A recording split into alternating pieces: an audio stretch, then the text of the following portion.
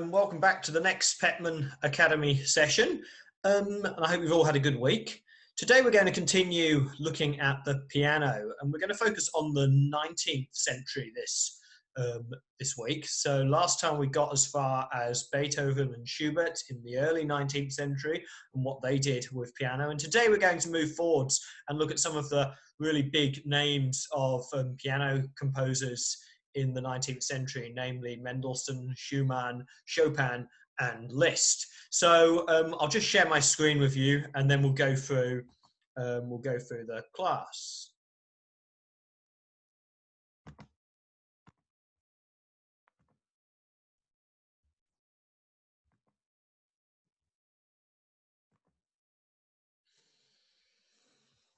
So on here I've got a fantastic piece of artwork from the 19th century that shows Felix Liszt playing the piano in what we call a salon. And I'm going to talk a bit more about this painting next, a little bit later today. So I want to start off by looking at the composer Robert Schumann, and in particular his piano concerto. He composed his only piano concerto in 1845, and it's written in the style of a fantasy or fantasia. That means it's a musical piece that has its roots in improvisation. It doesn't mean that it's entirely improvised at leisure like you might see in a jazz ensemble today. It means that it's sort of quasi-improvised. It sounds like it could be improvised. The main melody, the main theme that you're going to hear in a moment, that's played on the oboe initially, begins with the notes C, H, A, A. Now, the note H is German for what we would call the note B. So C, B, A, and C, H, A, stands for the Italian spelling of Robert Schumann's wife, Clara Schumann. In Italian, that would be Ciara. So just an example of how composers in the 19th and 20th centuries, in fact, even J.S. Bach in the 18th century, used to make a play on their own names using musical notes. Bach used to use the notes B, A, C, H, and Shostakovich as well used to do the same thing. It's one of the most popular piano concertos of all time, and a review in the Leipzig Allgemeine Musikzeitung from the 31st of December 1845 described it as avoiding the usual monotony of the genre by giving, with great love and care, the obligatory room to the orchestra without diminishing the role of the piano, and manages to link both independent parts together. So when we listen to the opening of this great piano concerto, listen out for that melody, C, B, A. Robert Schumann's spelling his wife's name. And also think about how the concerto might compare to some of the piano concertos that Beethoven wrote that we listened to a week or so ago. So here's the opening of Robert Schumann's piano concerto. Wait for the page to load.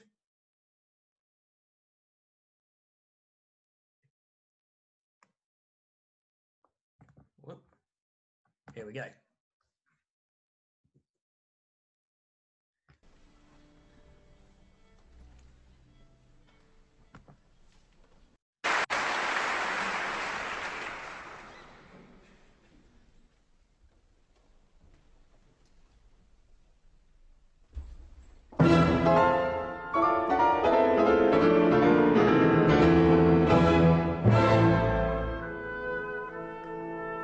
That was the CBAA, or CHAA in German, that theme of his wife's name.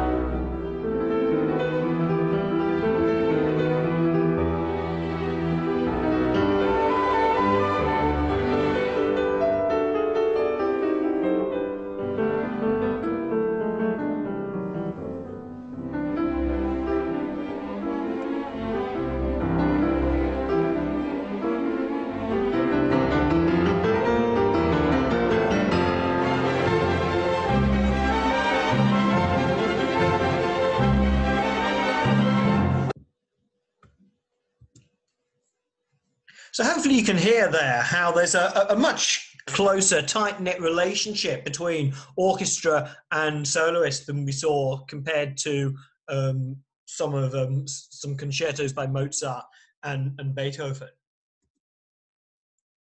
So I'm going to move on now and talk about how 19th century composers were enthralled by the piano's ability to sort of conjure up imagery and, more importantly, stir the listener's emotions. And Felix Mendelssohn was certainly one composer.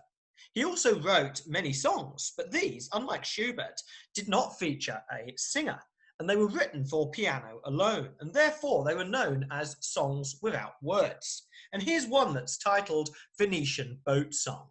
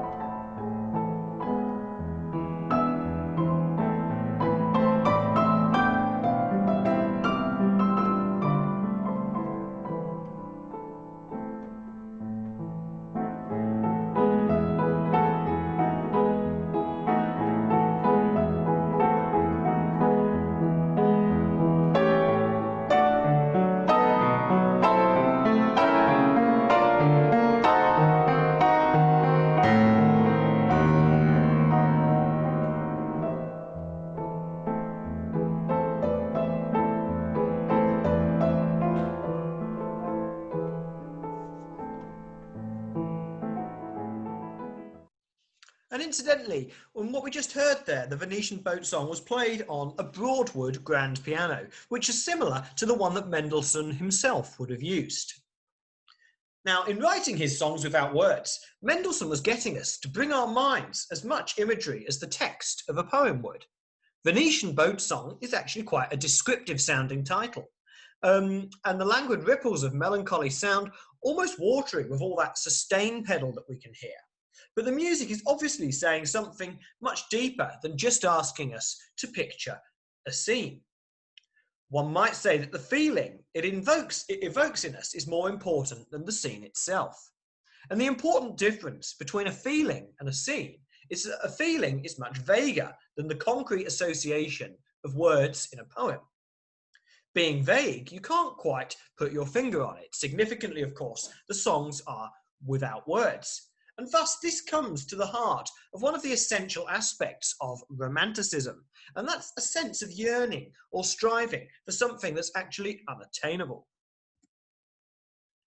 Romanticism was a set of ideas and ideals expressed by writers, philosophers, artists, musicians, and even some scientists between the late 18th century and in particular the first half of the 19th century. Though it continued to influence ways of thinking through all of the 19th century, and in many respects it still continues to prevail in our own worldview today. Now, Romanticism is quite a big range of ideas, so it's quite hard to define in a nutshell. But in any case, one of its central values was solitude. Solitude was a state in which you could examine your mind, examine your soul, and be your true self, if you like, unconstrained by the imperfect realities of the physical world. This kind of private feeling afforded to you by solitude brought you to a purer truth than that of mundane things. And it was also a chance to sense the scale of your relationship to the vast eternity of the universe. And all of this is captured in Caspar David Friedrich's famous painting, The Wanderer Above a Sea of Fog. There it is. When composers wrote pieces with names that were no more than faintly suggestive, like Mendelssohn's Songs Without Words, most of which don't specify any further titles, a player or listener was unconstrained by tangible imagery and could dwell on his or her sentiments in a state of solitude. A very good example of this tendency is in the Nocturnes written by Friedrich Chopin. Nocturne simply means night music, and Chopin doesn't tell us anything more in terms of imagery. We're meant to picture a scene at night, but to admire the expression of the composer's sentiments and to dwell on our own, perhaps as we might be prone to doing at night. Speaking in musical terms, Chopin's Nocturnes are fantastic examples of how the use of the sustain pedal and the imitation of vocal fluency prompted musicians to connect on a very personal level with the piano, and indeed with their own selves. So let's have a listen to this example of a nocturne by Chopin.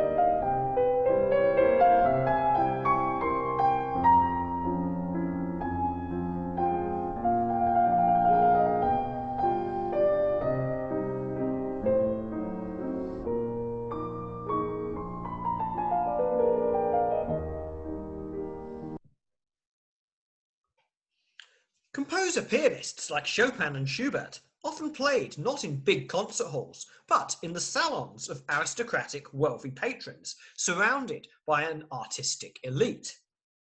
Playing this sort of music in those contexts made public the private experience of music, because the pianist was in his or her own world when playing, but was also in the presence of others. And because the music expressed a mood that was less likely to get you all excited and tapping your toes than to plunge you into a pensive daydream, even though you were in the accompaniment of others. So audiences also developed their own romantic attitudes in the salon, and the historian Peter Gay called Romanticism a vast exercise in shared solitude, and that was most evident in the salon. So back to this painting.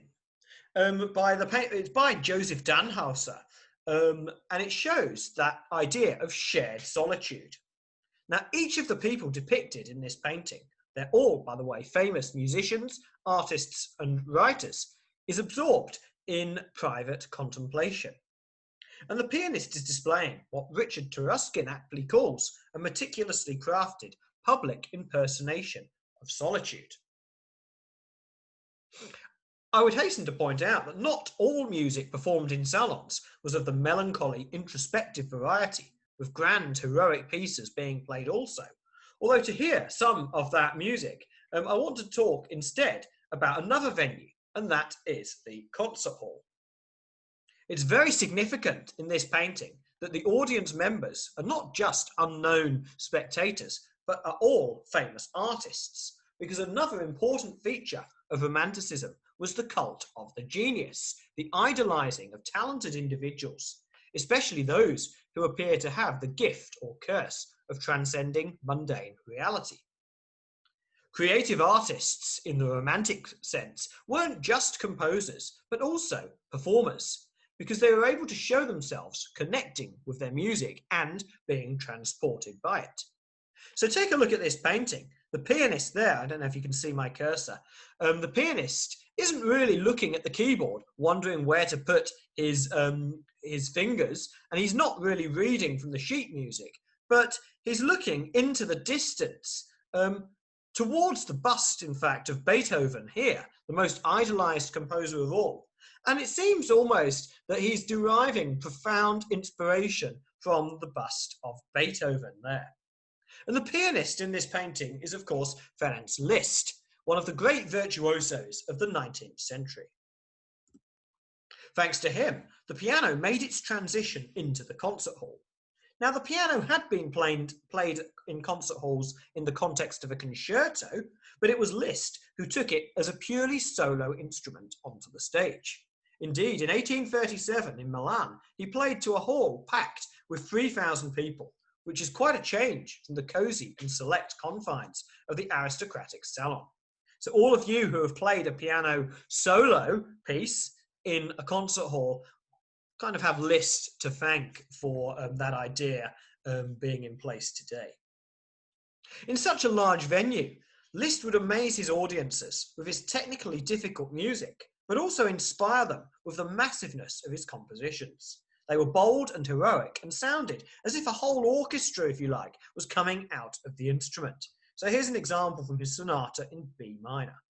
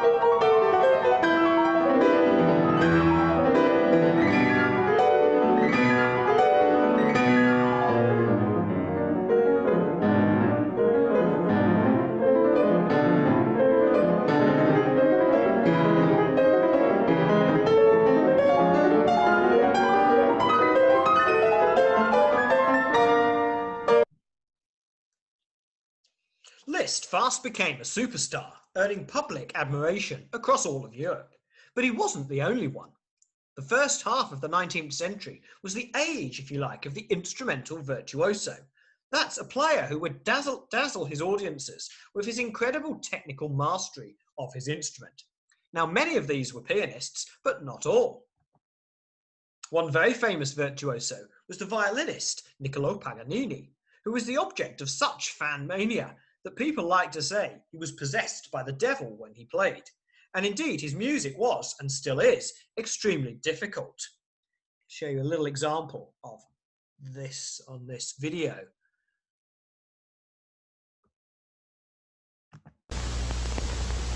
Find the right play.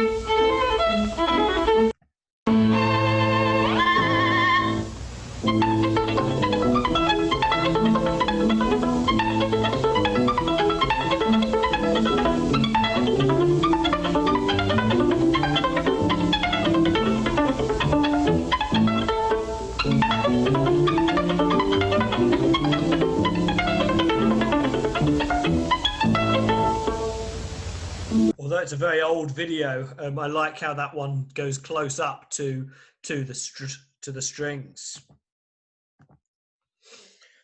Paganini's accomplishments on the violin did not go unnoticed by his fellow musicians. His ability to play extremely fast, repeated notes was out of the reach of pianists who were still somewhat limited by the technology of their instrument.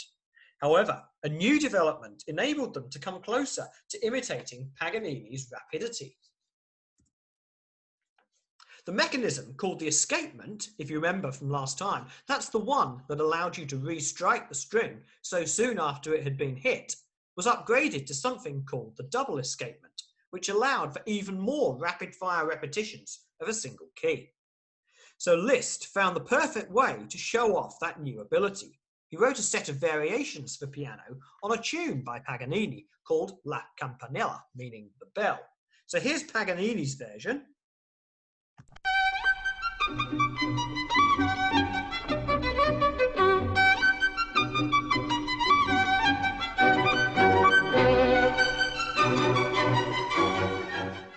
And now here's Liszt's version on the piano.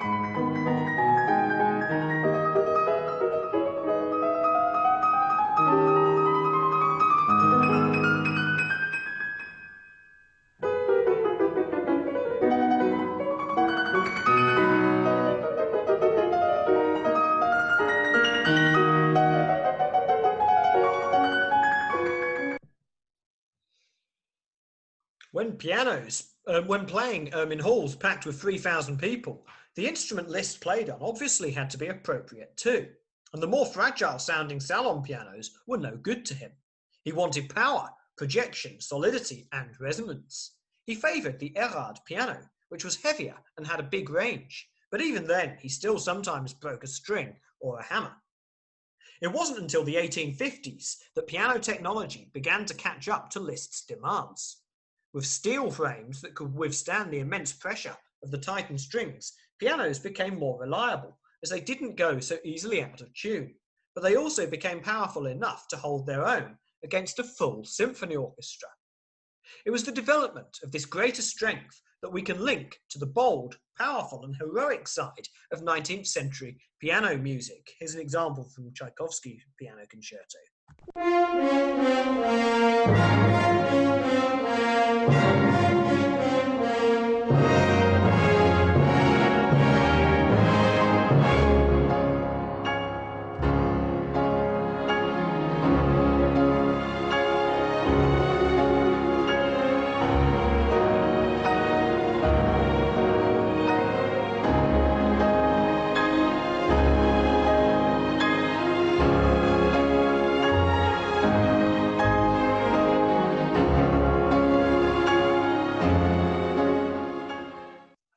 None of this power and dominance, nor the delicate subtlety, would have been possible without Cristofori's invention. If players couldn't control the sound they were making, they wouldn't have been capable of such nuances of light and shade, of fragility and strength, or of fluidity and solidity. Consequently, the piano would never have risen to take centre stage in front of a hall of thousands, backed by a full symphony orchestra. But the power wasn't the only side of the instrument. The fact it could go from extremely quiet to extremely loud put a whole spectrum of sounds, of colours, of characters, and of feelings onto the public stage. Listen to the beginning of this concerto by Rachmaninoff and how it grows from almost nothing to a huge symphonic statement.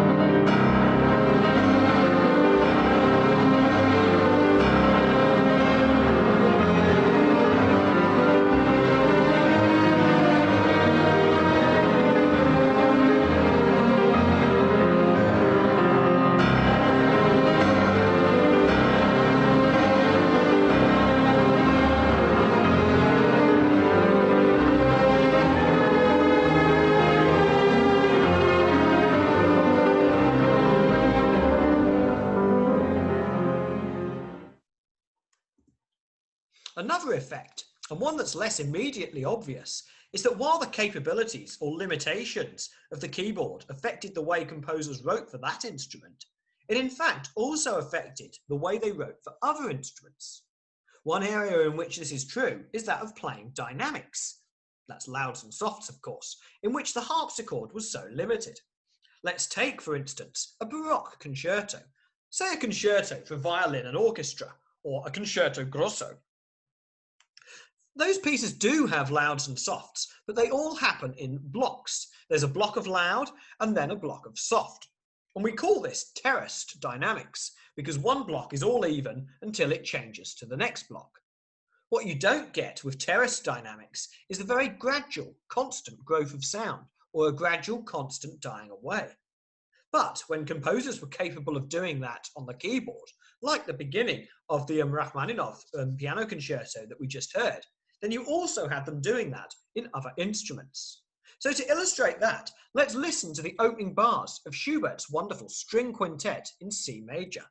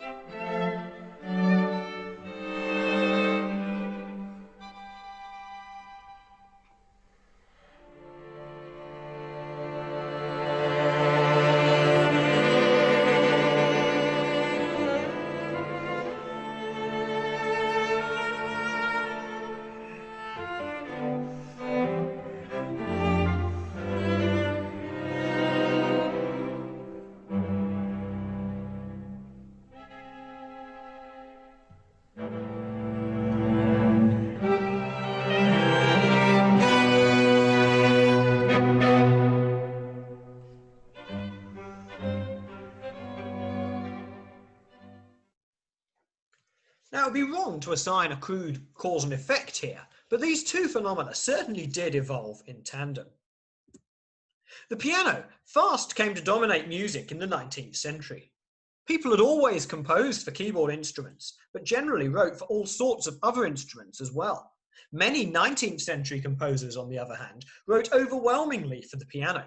Every single piece that Frédéric Chopin wrote, for instance, has a part for the piano. And in fact, as Arnold Whittle has observed, Chopin showed that it was possible to make hugely important contributions to the development of music without writing any symphonies or operas. Solo piano music may have been written just for one single instrument, but it certainly wasn't insignificant at all. Furthermore, while it was the instrument par excellence of the Romantic avant-garde, it wasn't just an elite instrument. The early 19th century, following the changes brought about by the French Revolution, was a time when music was increasingly democratized. Many middle-class households had a piano. Sheet music became readily affordable and available. And through this, people could play, and therefore hear, their favorite opera arias and symphonic pieces at home. So the piano was not just the instrument of progressive romantic composers, but it also took the public sphere by storm, entering people's homes and shaping their understanding of what music meant. The piano is without doubt the most versatile instrument there is. You can play it on its own, you can sing to it or accompany other singers or other instruments. You can combine a piano with more or less any combination of instruments, whether in small chamber groups or with a large symphony orchestra. And it's not only used for art music, but also for jazz, for blues, for pop, funk, and rock. Acoustically, it has a sound that seems to lend itself to nearly every genre. And of course, it's developed into the electronic synthesizer and even the guitar.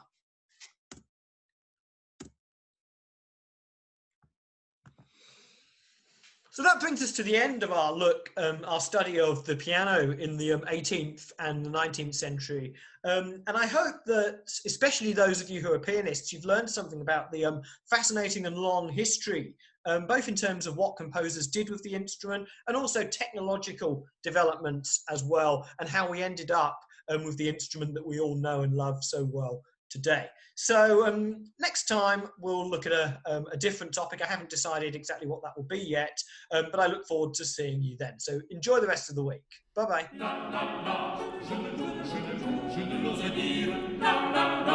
Je ne vous dire,